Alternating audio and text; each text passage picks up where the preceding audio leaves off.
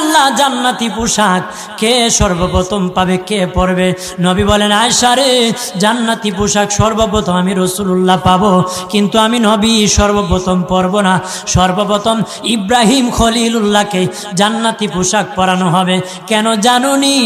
ইব্রাহিম নবীকে নমরুদের আগুনে যখন ফেলে দেওয়া হয়েছিল, দুনিয়ার সব ছেড়ে দিয়েছিল, বাড়ি ছেড়ে দিয়েছিল, সম্পদ ছেড়ে দিয়েছিল, মা বাবা ছেড়ে দিয়েছিল, এমনকি গায়ের জামাও যখন খুলে নেয়, ইব্রাহিম কয়েক কাপড় ছেড়ে দিতে পারি, আমার আসমানের মালিককে ছেড়ে দিতে পারি না।